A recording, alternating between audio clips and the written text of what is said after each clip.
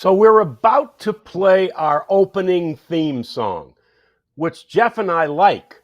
We helped pick it out. But for the rest of this offseason, it feels like we ought to play as our theme song, the good, the bad, and the uglies theme song.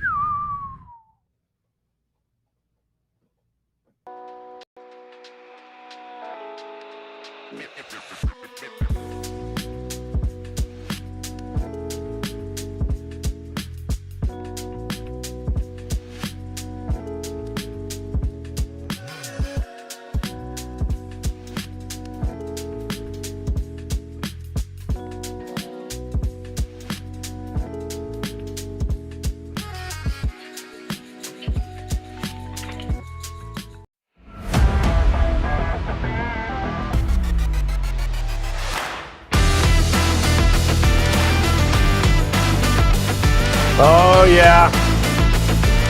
Jeff had it right. Jeff had it right. I can't whistle very well, but you get the idea. And if you don't know the theme song to the good, the bad, and the ugly, look it up on one of the services. We like YouTube a lot because it's eerie, it's fantastic, it's memorable, and it is the Rangers 2025 season. Hi there, and welcome to the DLLS Rangers podcast. I'm John Radigan. At Points Abroad, Jeff is in studio, and we've got TC today.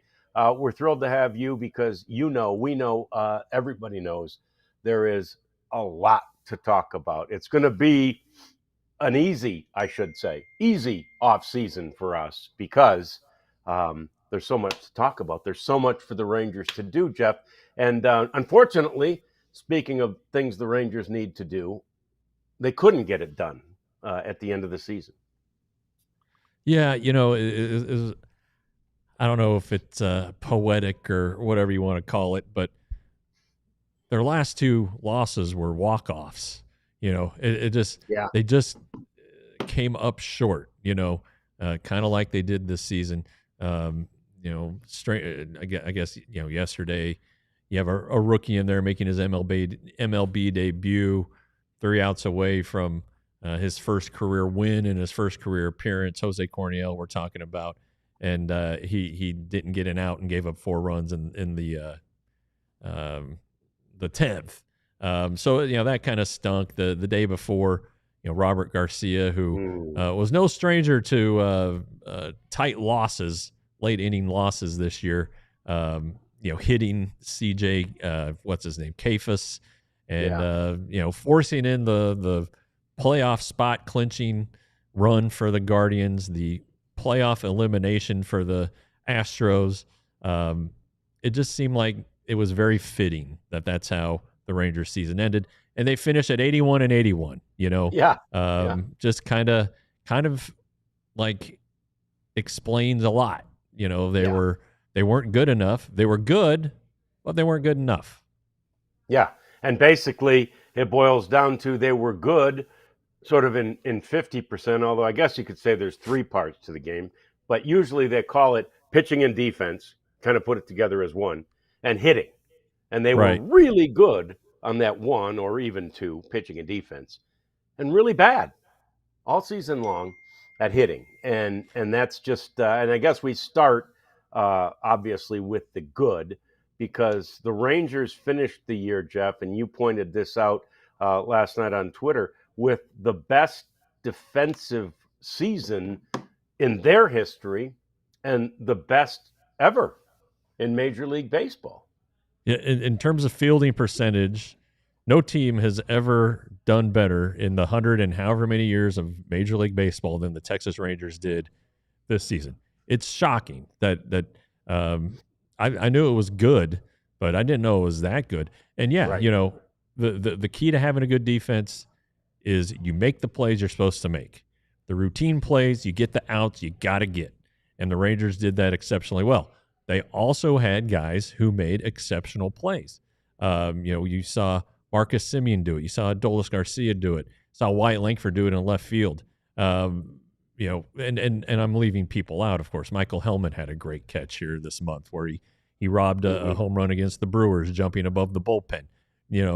It's those are the things that take an average defense to another level.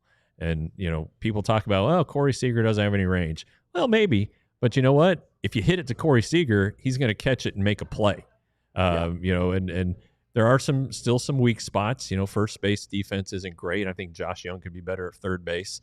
But the Rangers are solid defensively. And so, like you said, you can't separate the pitching success from the defensive success.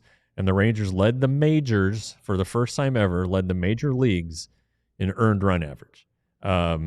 Phenomenal, completely unexpected for this team that has always been offense first. Evaldi had a fabulous season, was not a qualifier, but he finished with a 1.73 ERA. Jacob deGrom was under 3.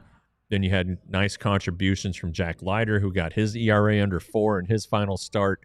Merrill Kelly, who was a nice addition, all kind of faded there at the end, but just really solid starting pitch. And then you look around the bullpen. You really got to look at Sean Armstrong. What a fabulous season he had. He was, right-handed hitters could barely touch him. And that's a guy you got to re-sign. If I'm putting my 2026 bullpen together, I'm going to start with Sean Armstrong. You've got a month to get a deal done before he hits free agency. He wants to stay. He's expressed that willingness to get a deal done this month before free agency opens. So do that. Get a good start on the right foot as you plan for 2026. But that's where we're at now. You got to plan for it. But the pitching staff, bullpen pieces, there are a lot of free agents. Rotation, there are some free agents there as well. Probably, I would imagine they'll try to get more of a proven starter. I think Jacob Latz has put himself in a good position to be in the rotation for 2026. So depending on how the money works out and all that stuff, you might be looking at Latz in the rotation as an affordable but effective fifth starter. So we'll see. We have a month until free agency starts. So we have a month to talk about things and throw things on the wall and see what sticks. But the pitching's the least of the concerns, and the defense is the least of the concerns, at least compared to the offense. Yeah, it could be the ugly too. We'll get to the bad momentarily, and we'll probably include that with the ugly and talk about the future too a little bit as immediate, perhaps more so than long term. But when you talk about that pitching staff, the whole staff, they all came through, and as you just kind of run down who the starting rotation might be, right? It's like, yeah, I like that. I mean, you're starting with deGrom and Evaldi, and right. Then you've got Leiter, right? And let's say it is Jacob Latz. Okay, he's done a nice job, left side, like a lefty there, and then, the Rangers, again, you can't always strike lightning in a bottle. They did pretty well, not knowing, basically getting Patrick Corbin in, and he had no spring training, right?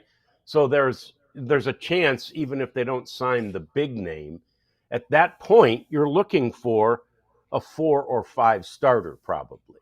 It'd be great to have a guy who's 3 and you spend big money on. I only say all this because, again, I'm going to spend a lot of money here in a minute when we talk about the bad, right? So this pitching rotation, look, it's not going anywhere, and it's going to be good again next year. The interesting thing about the defense, obviously, Jeff, there's an emphasis on it, but it's hard to figure how they were this good defensively. I mean, we're there all the time when they're home, especially, and you're on the road a fair amount. It's not like they're doing anything extra as far as their defensive work or practice or those types of things from any other team or from any other Rangers team we've seen. And yet it just all happened. It all clicked. Yeah, I do think that, if you want to, and I guess we'll talk about the manager here a little bit too. The one thing, the first thing Bruce Bochy said he wanted to do was to execute the fundamentals. And the Rangers teams preceding his arrival were not good defensively. They just weren't, especially the pitchers. The pitchers were terrible. And Mike Maddox is huge on fielding, with good reason. His brother won 18 Gold Gloves. Wow. But if you can help yourself with outs, that was the Greg Maddux philosophy. If you can field 3 balls, you've taken care of an inning. And so you've extended your outing by an inning. You've done yourself a favor. And now with the shifts and everything, you see a lot of pitchers let balls go by intentionally that ordinarily they might try to field. But the point is, the Rangers are just better defensively. In 2023, when they won the World Series, the 2 best fielding teams were in the World Series that year: the Diamondbacks and the Rangers. Anyway, but you're right. As far as the pitching is concerned, you can look at the guys who are headed to free agency. John Gray, who I think is going to probably retire. Merrill Kelly, who, this is his first crack at free agency. He's a durable guy. He's pretty good. He also really wants to return to Arizona, it sounds like. But, the Rangers need to kick the tires on that. Sure. I really am curious about what a Tyler Mahle deal would look like. Mm-hmm. He hasn't had really a healthy offseason for 3 or 4 years. And he did come back here. He's made 2 starts at the end of the year. He should go into this offseason healthy without any concerns. What would he look like next year, and would he be able to get through a season without an extended IL stint? And that's something he hasn't been able to do now for a few years. So would it be a incentive-laden contract? I know that Mike Maddox, if he returns as pitching coach, would love to have Tyler Mahle on that pitching staff. When Tyler Mahle pitched this year, he performed. He performed as well as Eovaldi and DeGrom. And if the Rangers could have him as their number 3 starter, Leiter a number 4 starter, and then Latz maybe sprinkle him in to break up the right-handers, I tell you what, you're starting from a pretty good point there. Yeah, and from a pitching standpoint, last year, the priority of the offseason was to keep their own free agent, and that was Nathan Eovaldi, if you remember correctly. And yes, and they did, right? I mean, Chris Young. That's the beauty of having a president of baseball operations who just knows pitching so well. And I agree with you. I think that Chris Young probably enjoyed every start that Tyler Mahle made as well, and obviously none of that is lost on him either. So I wouldn't be surprised. And they're not going to be extremely forthcoming. They had to with Eovaldi, but the reality is this front office is not always forthcoming with, what their exact plans are, because they don't want to tip their hand. But I wouldn't be surprised if they do a little more than kick the tires on Tyler Mahle, and that wouldn't hurt my feelings at all, right? I think that'd be a pretty good, not really addition, but I guess to the extent that he was hurt much of the year, addition to this Rangers rotation. So I felt so bad for Robert Garcia the other night, and there was all kinds of talk on Twitter and that poor kid, he just, and you were there, Jeff. I don't know. I'm sure you saw him in the clubhouse. I just hated the way that game ended. I hated the way that the Guardians clinched. There was just, and I felt so bad for Robert. Yeah, we went to the manager's office as you do on the road. Yep. And I mean, Bruce Bochy was upset. He was like, God, we needed to win that game because he wanted to finish with a winning record. Yeah, of course. And so he was upset about it, and he made all kinds of moves and was doing everything he could. Well, and then as we exited to go talk to the players, Robert Garcia walked by, and he looked like a raging bull. He looked like he was about to, tear the world apart. He was so angry and upset. So we let that one slide. But he was not happy, and he wasn't happy after the the situation, and right before the All-Star break, the Rangers were at Houston. They won the Friday night game, went to extra innings on Saturday, and he couldn't hold the lead, and they ended up getting beat. He gave up.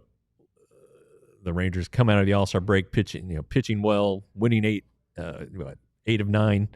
They lose pretty handily in their first game at they go to Anaheim, then they go to LA. They lose the Thursday game in Seattle, and then the Friday game, Garcia blows that one too, and he was inconsolable. Then the next day he blows it again, but the Rangers end up bailing him out. He had a tough go at it, but he lost 8 games this season and blew 7 saves. So he was only 9 for 16 in save conversions, but the Rangers like the stuff, and he's still a pretty young pitcher. But Saturday night notwithstanding, he had a terrific September. Even with that outing, his ERA was under 2 for the month. So he finished with an ERA below 3. He can be really wild, maybe effectively wild, but sometimes he can just lose it. And when the bases are loaded, you can't lose it. You don't have any margin for error. But so when you talk about the rebuilding of the bullpen, Robert Garcia is coming back, and honestly, you should feel pretty good about that. Yep, no doubt about that. We've got the many shows yet to talk about how it will be constructed, and there are some pieces that are coming back, including Josh Sborz as well. So all that to come. What's coming next, though? We talked about the good. We'll talk about the bad and see if we can spend a little money and get this offense fixed next. It's the DLLS Rangers podcast.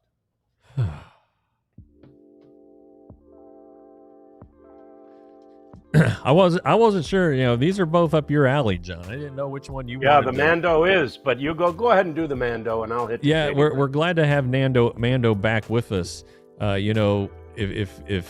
If you're a man and you sweat, which every man does, and if you do other things that make you a little self-aware of potential odors emanating from your body, Mando is the company for you. They do all sorts of things, and they do it in a manly way, because not only do they offer a premium deodorant, they have some nice manly smells that go with them as well. And they have creams and such, and a variety of products designed to help you get through your day feeling confident that you won't be stinking up the place. And if you're single and looking to meet some ladies, just throw some Mando on. John's done it on his feet. For a starter pack, you get $5 off at Mando.com when you use the code DLLS. Yeah, we love Mando, and we love Shady Rays. It's just been such great weather. Actually, where I am in Michigan, it's about the same as it's been in Texas. So I've introduced the Shady Rays to a lot of people here, and everybody loves them. I love them too. You should too. They're the most stylish, comfortable, durable, best sunglasses I've ever owned. I've got a couple of pair. They're at a much better price point than the big boys, the really expensive ones, and yet I think they're a better glass too. They're a better sunglass, and they're also completely repairable. Shady Rays will repair them if they get broken. They'll even replace them if they get lost. So I don't know how you can beat that. It's 35% off all Shady Rays sunglasses if you use the code DLLS35. That's 35% off an already pretty good price at Shady Rays. And before we go any further, yeah, it's shopmando.com. Shopmando.com. Gotcha. There you go. I'm glad you went back to Mando, because I was headed there. And this has a baseball tie, but I saw that in one of Paul Skeen's last outings, Livy Dunn was shown up like this in a luxury suite. And let me just say that they said on the deal, no wonder they call it Pittsburgh. And Oh I was just no, thinking, Livy. oh yeah, pretty as she is. And I was thinking maybe Livy could use some Mando. I don't know. I mean, she works out hard, so give That's it a right. shot. Yeah. All right, so let's get to the bad. You all knew what it was. We all knew what it was. It was bad from the beginning. It's interesting. We'll try to dive into some of the reasons and the potential reasons that it was so bad. But obviously, an offense that I think Jeff finished fourth worst in baseball is not good enough. And what it renders is the best pitching and defense and the fourth worst offense, and suddenly you're 81-81. Yeah, I mean that really the success of the pitching, the defense, really tell you how bad the offense was. Yeah, When you're down there with the likes of the White Sox and the Pirates and the Rockies, you're in trouble offensively. And there was some feel good there at the end with Cody Freeman and Osuna. Osuna had a nice finish to the he did. season, and Hellman who showed pretty well when he got the chance to play. Of course, I don't know that those guys are everyday players, but you still had Jock Peterson in there, and Adolis. He did hit a home run the other night, but even guys, some of the radio crew and the TV people from the Guardians, they're former players, and they were talking about how messed up Adolis' swing is, and that doesn't include Semien, who didn't play the last 5 weeks, or really had his struggles, and Jake Berger going hot and cold, although he has a pretty good excuse. He needs wrist surgery. Josh Young, hot and cold. Jonah Heim, mostly cold. So there are just too many performances like that, and not enough just nice, steady at bats. Who gives the team the best at bat? I don't know. You think Evan Carter? Great. Can Evan Carter get 400 at bats next year? I don't know.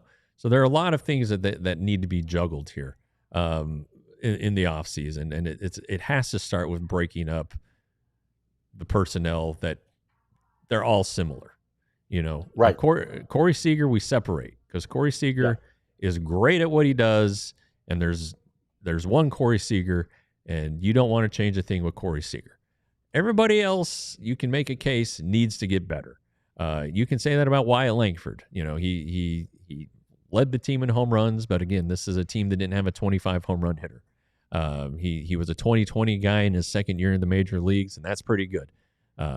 He drew some walks, great. He batted less than 250. Okay, so he needs to improve that. He needs to cut down on the strikeouts. So everybody has room to improve. The question is, after 2 years of seeing it from a lot of the same guys, can they improve? Do you want to bank on them improving? That's what the Rangers did this year, right? I mean, the Rangers, that's what Chris Young pretty much said all last offseason and even early into this year is the best way for our offense to get better isn't through addition. It's through our guys improving. And it just didn't happen. And so, you can't do that. You can't count on that for a third straight year, that these guys are going to be what they were in 2023. Right, and that's I get why Chris Young would think that. They didn't have a tremendous body of background and work done on Jonah Heim or Adolis Garcia, but they were both great in 2023. So they have a down year last year. You're like, okay, we are going to do everything we can to get those two people right, get them playing as they were in 23. And I've always, and still will, refuse to call 2023 a fluke, because you can't win the season, make the playoffs, go through the grind of a 7-month season and call it a fluke. You just don't luck into that. However, I believe those two guys may well have had years that were career years for them, right? And trying to get them back to it, I didn't think was a horrible idea. After 2 years now, where they're not back to it, you got to look at something else. And so that is the next step. And let's start with Jonah. they brought in Kyle Higashioka with the hope of, the idea less Jonah is more Jonah. It seemed to work at the beginning, but it just began to fail. Yeah, and a lot was made. I mean, on the very first day that Adolis Garcia was in camp and took batting practice, you could tell he had worked on his swing. It Yeah. was entirely different, and but it was a swing that didn't feed to his strengths, which was hitting for power, and the Rangers even told him, "Hey, we need you to be a little more aggressive here and take a little bit bigger swing."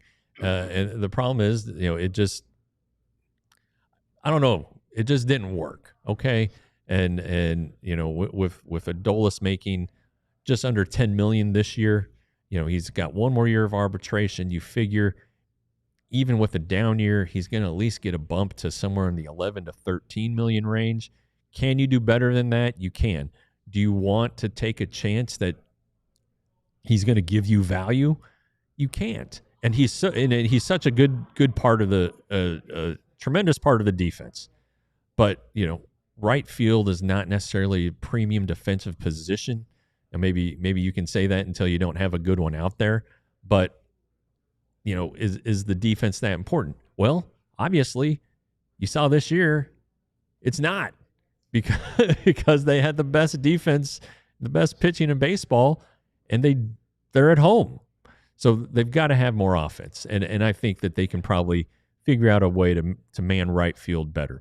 They can probably find better value for Jonah Heim at catcher. They got Kyle Higashioka for $6.5 million, and that's going to work out real well. They can probably find a catcher to do better than Jonah Heim. They just can. That's I think where you start, and then it gets tricky. You can definitely see a situation where Josh Young doesn't return. You can see a situation where they try to upgrade at first base for the second straight offseason. You can see a situation where maybe they try to move away from Marcus Semien. Try to save some money, and figure something out there. There are a lot of ways they can go, and I'm sure they've evaluated all of them. I'm sure that they're going to continue to look and evaluate. That's what October is going to be about for this team. They're going to have their pro scouting meetings at some point in the middle of the month, and that's kind of where they're going to identify everything, where they're going to be honest about their own team.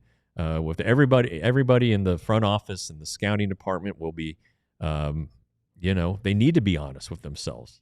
They need to recognize that this isn't going to work again, and they still want to compete. They're probably going to be a little hamstrung salary wise, just because they won't be able to go over the luxury tax, we think. So, but there's a way to do it, and it has to change. And I think a lot of the players are anticipating that things will be different next year. Yeah, I think they are. I think they should. And those two guys, as we've said and known and believed, one of my son is a big fan of Jonah, and he said, I told him, I don't think he'll be here next year. He said, "Oh, does he know that?" And I said, "Well, I promise you, if I know it, he knows it." Those kinds of things are not lost on players. We talked to Nathaniel Lowe about it at the end of last year, how he kind of realized he saw the writing on the wall, and then the trade happened. And I guess that probably that's the first right attempt for the Rangers would be to try and help restock the farm system a little bit by trading those guys as opposed to non-tendering them. Yeah, and the non-tender deadline is typically right before the winter meetings, somewhere late November, early December, and you want to try to get something for him, right? And last year, Nathaniel Lowe wasn't traded until after the tender deadline. Yeah, true. They decided to tender him a contract, and ultimately traded him away there in December. And then he went through the arbitration process with the Nationals. We all saw how that worked out, though he is in the playoffs. Yeah. But I think that they are going to try to get whatever they can for those guys before they have to decide, do we have to make a call here, and trying to trade after the tender deadline could get really tricky. So we'll see what happens. But you are correct, John, in that they would take prospects for these guys. Sure. The Rangers got Robert Garcia for Nathaniel Lowe. The Rangers would probably take a reliever. They have to rebuild this bullpen, so they'd probably do that for one of them. But when you look at the farm system, it kind of falls now into the bad category as well, because their biggest group of top prospects is in Double-A or lower. Sebastian Walcott is their best prospect, one of the best prospects in baseball. He could very well be back at Frisco. He's only going to be 20. He had a great season for a 19-year-old in Double-A. He really did. He held his own. He stole a bunch of bases, hit for some power. But I don't know that he's ready for AAA necessarily, and there's nothing wrong with that. No. You look at the greats or the stars of today's game who are his age in Double-A, and they repeated Double-A at least for a year or part of a year. So the farm system needs some upper level help, and maybe you wonder, well, what's Justin Foskew's future? I don't know that he has one. If he did, he'd probably be up by now. And so, but he's one of your upper level guys who's been in the major league. So do you keep him around through this offseason, keep him on the 40-man roster and keep him as an option potentially? You might have to, just because you don't have a lot of other choices. So there's a lot of work to do, not just with the big league team, but getting this minor league system back in the right direction is important too. It is indeed. And of course, the most immediate decision that needs to be and will be made has to do with the manager. So as we take a look at the future, we'll talk about that and more next on the DLLS Rangers podcast. But don't forget, it's still September, and that means that it is still the Big Brothers and Big Sisters month for us here at DLLS. We're so glad to be partners with them, and we just want you to make them partners in your life as well. Become a big brother or a big sister and put smiles like that on the kids' faces. Now, the young lady on the right, I believe, is the big. So look at her smile. She's smiling as broadly as the little. And I think that's exactly what the bigs get out of their relationship with their littles. It's a very rewarding relationship that does not require a tremendous time commitment. So we encourage you to become a big brother or a big sister at bbbs.com, and they will guide you through the process. And believe us, you will love every minute of it. So become a big with Big Brothers and Big Sisters today. Yeah, and while you're being a supporter to a kid who could really use a little extra confidence and boost, become a supporter of DLS YouTube channel and be in the supporters club. 2 levels, the $5 and the $15.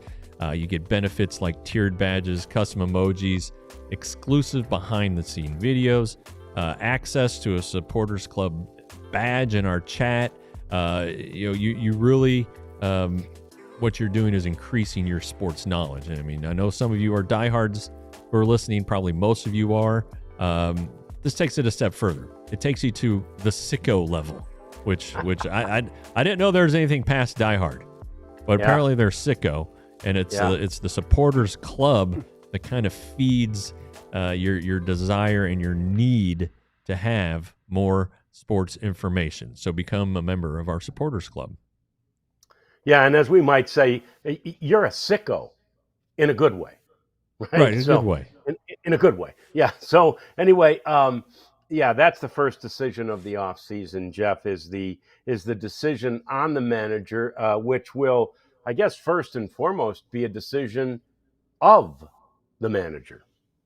Yeah, you would think so. And Rarities pointed out a couple. I think maybe somebody else did that. San Francisco Giants this Yeah, morning parted ways with Bob Melvin, who's a really great manager. he is. And there's that rumor out there. And again, I think it was generated by a fake tweet that Buster Posey would want to hire Bruce Bochy to come back to San Francisco and send the Giants into another World Series and ride off into the sunset with another World Series ring. Okay, that's fine. Bruce Bochy, just listen to him talk, and we ask him about Giants days, and he always talks lovingly about Buster Posey, and why wouldn't you? The guy's going to be in the Hall of Fame. He's part of 3 World Series teams. I get it. I really do. Now, does it make sense for Bruce Bochy to do that? And at 70, he talks lovingly about his grandkids, and it's a lot easier for the grandkids to get here from Nashville, and for Bruce to get back to Nashville from Dallas than it is from San Francisco. And then you got to kind of look at the competitive environment here. The Giants are in the National League West. So are the Dodgers, the Padres, and the Diamondbacks. Well, the Rockies too, but we're not going to count them for the purposes of this conversation. How hard is it harder to win to get to the postseason in the National League West or in the American League West, where they had one playoff team this year, where it looks like the Astros are going the wrong way, and where, the Mariners have put together a really nice season, but can you count on the Mariners really to be great again next year? Can you count on Cal Raleigh hitting 60 home runs?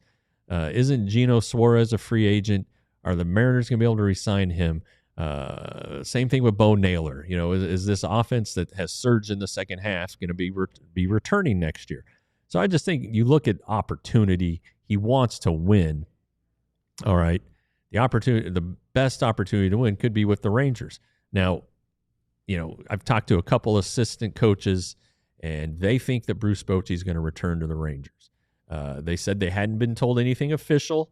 It's just their gut feeling, their perception. Listen to him. They've said, he's talking about next season. We need to do this. Stuff like that. Okay, that makes it sound like he's coming back. Now he has been extremely coy about it. And he said, "Oh, I haven't thought about it at all." That's not true. All right, that's not true. No. He's like, I haven't even talked to Chris Young about it. Maybe that's true, but I don't know. But it needs to happen fast. It really does. You can't leave the organization hanging. Now if the Rangers, I'm sure the Rangers have somebody in mind. If it does go the other way, Skip Schumacher is perceived to be the guy. He's in the organization as an advisor. Does he want the job? Maybe he's really enjoyed this advisory thing. I mean, he made plenty of money playing baseball. It's not like he needs a job, but at least there's at least one solid candidate in-house, and it would be an easy situation. But the coaching staff needs to know. These guys need to know if they need to go get jobs somewhere else, and that's entirely possible. Mike Maddox said he has told me he'd like to come back. He doesn't want to finish his career with a team like this. He also knows that, hey, if I come back, I'm going to have Jacob deGrom and Nathan Eovaldi. That's not too bad, is it? So, but who's going to be the manager? I still think it's going to be Bruce Bochy. Even with this Giants development, I think he could use it as leverage, try to squeeze a couple 100,000 more out of the Rangers, maybe a million or two more. And I think Chris Young would pay it. I don't think they want to part ways with one of the most successful managers in Major League history. Agreed. And I see the comments in the chat talking about how Schumacher would be a really good choice, and obviously he would. He's a 2-time manager of the year, and so he only managed, I think, 2.5 seasons. So he's a great choice, and that's why he's in the organization, right? And he's been thought of as a manager in waiting. But I don't think that anything that happened this season will be laid completely at the feet of Bruce Bochy. Nor do I think it should be, and nor do I think it would be fair if it was, because Boch did everything. I've never seen a manager, Jeff, in my years of covering baseball, who massaged it more and changed it more and sent veteran guys who were World Series heroes to the minors, and or sat them down for a long time, and said, no, you're just going to wait over here, it's timeout time for you. I mean, he did everything he could possibly do to try and get this offense right, and it never quite, obviously never got there. But so then what I'm saying in all that is, we know Boch would like to come back and manage again. He said that to everybody, and we know, Chris Young has always wanted, and told us in the offseason last year that Bruce Bochy can manage as long as he wants to. So I just don't think there was enough done in a negative way by Boch or the coaching staff to warrant Chris Young changing his mind. Yeah, I think whenever the Rangers have their year-end autopsy with the media, Chris Young is going to say, "This is all on me." He it's the right thing to do as the head of the organization, but the things that went wrong, he tried to address the offense, yes. But it was with Jock Peterson and Jake Berger, which on paper looked great and didn't work out. He counted on the internal improvements that did not work out. From the pitching perspective, the only thing you can really pin on the front office was their decision to not sign a closer, a real closer. Yep. Where who's pitching the ninth inning. It's not a revolving door. It's not based on matchups. It's this guy's an ass kicker in the ninth inning, and he's going to go out and close games. Even if he's right-handed, even if 9 left-handed hitters are coming up, he's pitching the ninth inning. So you can put it all at the feet of the front office. The farm system, the depth really didn't emerge in the way they needed it to emerge. And so, the manager, and this is pretty funny, and I mentioned on the show last night, before the game yesterday, some of those same broadcasters and a couple scouts were in the press box. They were talking about how hard Bruce Bochy is managing these games. And they were like, what is this, the Rangers World Series? And there's the integrity of the game, of the playoff race, and I kind of brought it up in our pregame with Boch. He's like, what else are you supposed to do? There's a game to play, you play it hard, And he said, and I want to win these games. These are games to win. As long as we have games to win, I'm going to do what I can to help us win. And he flipped the lineup. We talked about it for weeks now. How there are 13 or 14 position players on the roster. They all played every game. It was crazy. These guys were getting at pinch hitting and doing all he could, pinch running. Trying to play the matchups bullpen wise as best he could. He still did it within the confines of not wanting to, get anybody hurt. The pitchers didn't pitch more than a couple days in a row, and so. He did everything he could. He pulled out every trick in the bag, and it just didn't work out. It worked for a while, but then it didn't, and it was hard to expect that would be sustainable with, basically of the 14 guys. You're playing a bunch of guys part time. You're relying on part time players to carry you, and it just wasn't going to work over the long haul, as it turned out. It was fun for a while. Boch said it's as much fun as he's had over a stretch in quite a while. What those young guys did, they energized everybody. But to the point of Bruce Bochy, he was working his tail off, and when your choice is getting punched in the nuts or kicked in the nuts, you're not always going to come out a winner. And sometimes those decisions backfired on him, like the first game at Houston when so many people were in rage. It's like, well, look at what he's choosing from here. So the manager's fine. If the manager wants to win, and if the manager wants to do it again, the Rangers would be fortunate to have him back. No doubt about it, and we would too, because we've just loved the opportunity to cover Bruce Bochy and to get to know him. So lots more to talk about as we continue talking the future in our cleanup segment too. It's all coming next. It's the DLLS Rangers podcast. And we have another sale to become a diehard.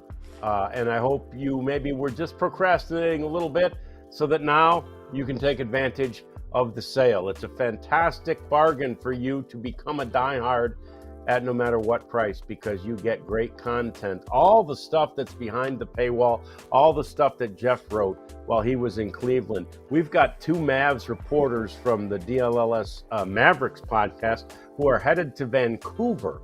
KG and Mark Stein are headed to Vancouver for the Mavs training camp. You don't think they're going to get great content from there? Of course they are. The Cowboys, how about that? A little tie last night. They're first and 69. Clarence Hill was all over that. Obviously, Ali was as well. So there is so much there. Stars are about to start up. So much there for you to digest. It's all behind the paywall because that's where people put stuff now, right? That's how it works. But our paywall threshold is so much lower than everybody else's, and what's back there is so much better than everybody else's. So become a diehard today. Will you please scan that QR code, get the sale of the century, or at least of this current little time frame, and we'll probably do another one. But in the meantime, just take care of this thing now. John, I have some breaking news. Tell me. The USPS says that I will have my DLLS hat today by 5:50 p.m. Wow. So tomorrow's show, I will be modeling the DLLS hat. And I can't wait. It's going to be awesome. So if you guys are waiting, if anybody's waiting to decide whether to get the hat option, pay a little extra, or get the shirt option at a cheaper price, you'll be able to decide for yourself tomorrow, because you will see on my pin head a good-looking DLLS hat. So I'm looking forward to that. John, before we do our cleanup, let's go to the chat. We have a lot of questions. Please. A lot of comments too. Kenny though did mention just a minute ago the comments made Wednesday by Marcus Semien. Yes. And those are a big deal. And a lot of people noticed them, not just us. Some people in the clubhouse noticed it, and it's revealing in a few ways, because when you hear a guy say he wants to play with guys who want to win. Let me find the exact quote. I'm not the one making decisions on who is in this clubhouse. I definitely know the kind of team I want to play on. That's guys who are hungry and want to go for a championship every single year. Okay. That sounds like Marcus Semien is not happy with people in the clubhouse. Conversely, if you wanted to infer that people are not happy with Marcus Semien right now, you could do that. One thing that players do not like is for any perception of any knowledge of what's happening in the clubhouse to come out. And it's they want to know who said it. In this case, they know. He wasn't around in Cleveland to address any of their concerns, although I'm sure he might have been getting some text messages. But if a guy who works harder than anybody sees guys who aren't working as hard, well, that might be what he says. and it might open things up to more thoughts about lack of clubhouse chemistry, which you can try to pin on the manager. You can try to pin on the front office for signing these guys who they thought were good with the makeup, and maybe it's just wrong. But I don't think it's wrong. I think that there will be some chemistry issues addressed this offseason. Natalie asks, is Davis wanting to do a full rebuild? No, I don't think Ray Davis wants to do a full-on rebuild. When he signed, the day he signed Semien and Seager for a combined $500 million, he said, we're never going to lose 100 games again. So I don't think he wants to even think about that. Now, how much money does he want to commit to prevent that from happening? Well, we'll see. So that's that. Rarities, who could Semien be talking about? I don't know. Take a stab at it. You'll probably hit somebody he's talking about. So anyway, there's some stuff going on, and this is going to be a storyline all off season, the chemistry component. And when you see some guys get traded who you don't think are going to be traded, you can go, oh, maybe. So we'll see what happens. Yeah, it's going to be a story all off season, and the reality is, it's not a bad thing to stir the pot in that regard if you're a Marcus Semien. However, it's a harder thing. It's harder to keep your credibility, if you will, and we don't know that this is true, but it appears that it is simply Father Time that is catching up with Marcus Semien, right? He hasn't done a lot different. In fact, he's done everything the same pretty much every day since we've known him. And yet his production's down, right? He had an off year again, 2 years in a row.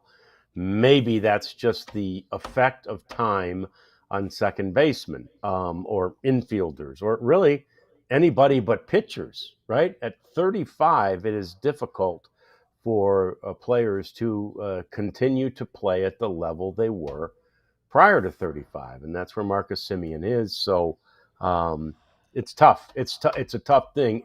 But I'll say this: I do think that for as much as we say, there need to be leaders in that clubhouse, this, I suppose, is an unconventional way of leading.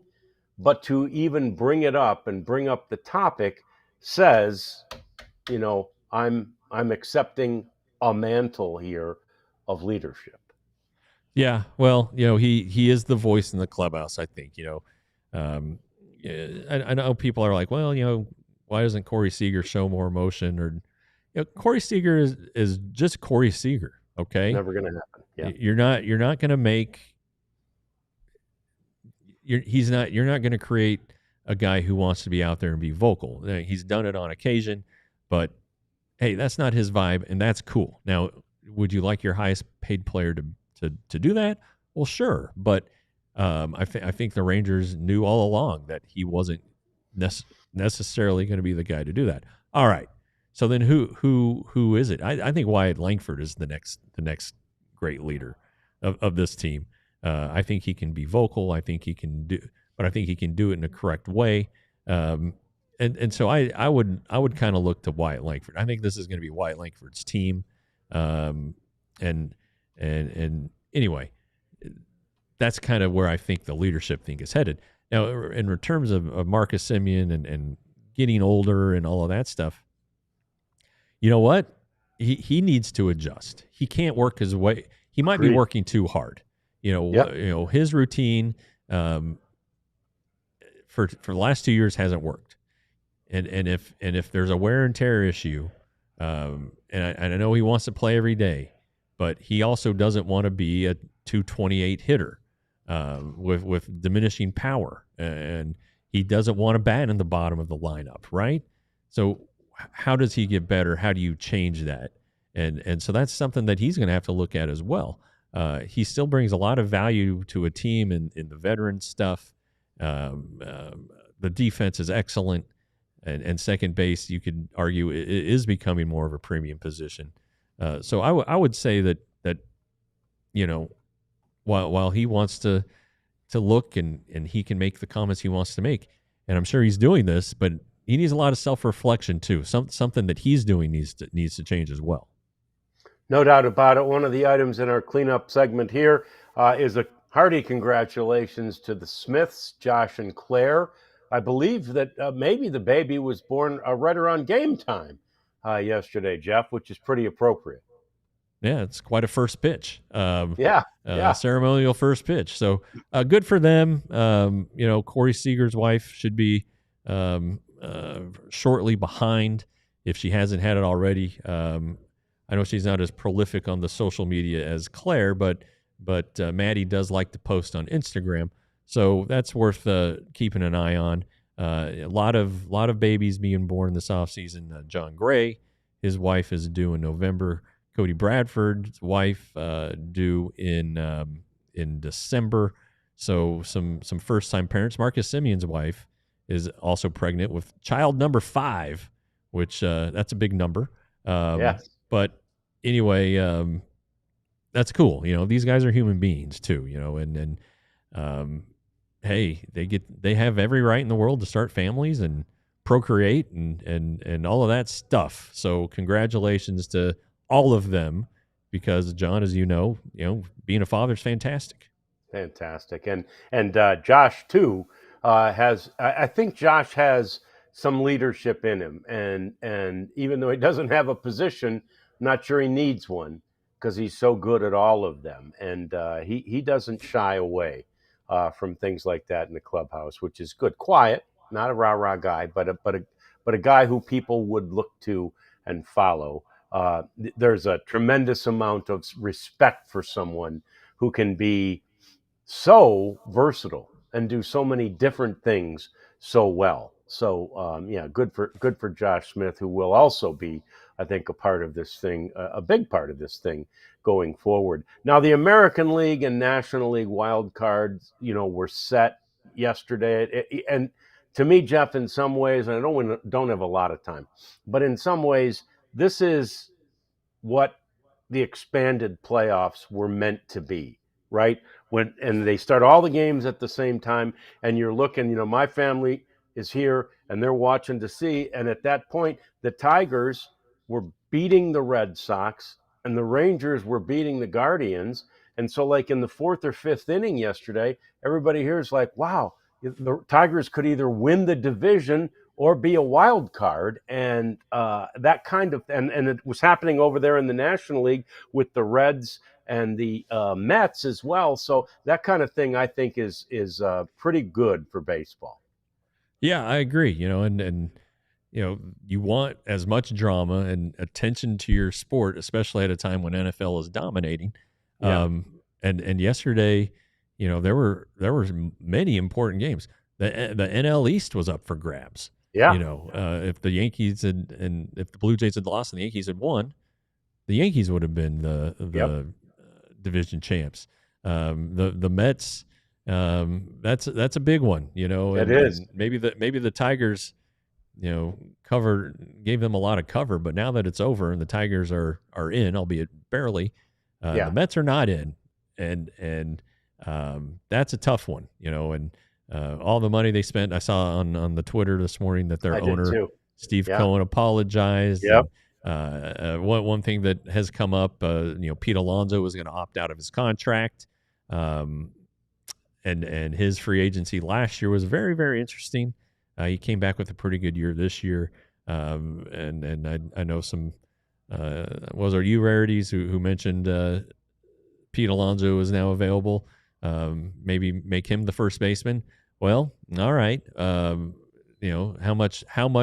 big of a chunk of money is that going to take out of your budget? So, that's kind of like the Kyle Schwarber thing. How much is Kyle Schwarber going to cost you, and how big of a dent would that put in your payroll? Kyle Tucker, the same thing. So I'm not sure, but it is interesting, and it is a name out there. And Jake Berger is back, and he's under. I think he's still pre-arb. Maybe this is his first year of arbitration. It's going to be cheap. At a time when you need value, can you squeeze some value out of Jake? You hope so. I I don't think he's a platoon player. I'll tell you that. I think he needs to be more than a platoon player. I agree, and he's another one who I would think after just 1 year, during part of which, the end of which, he was clearly hurt, needs surgery, as you mentioned. He might be one where you give it another year at least to give him the opportunity for internal improvement, as we talked a lot about last offseason. But there will be tons of changes made and tons of changes to talk about, and that is what we're here for. And we'll be here Monday through Friday now throughout the offseason, talking all things Rangers and all things baseball. And we're sorry, like you are, that we're not talking about the postseason. I mean, we'll talk about it, but that's not our main focus, because it's time to look forward and look ahead. So we'll start doing that, or continue doing that, I should say. I guess we started now. We'll continue doing that tomorrow at 1 o'clock on another edition of the DLLS Rangers podcast.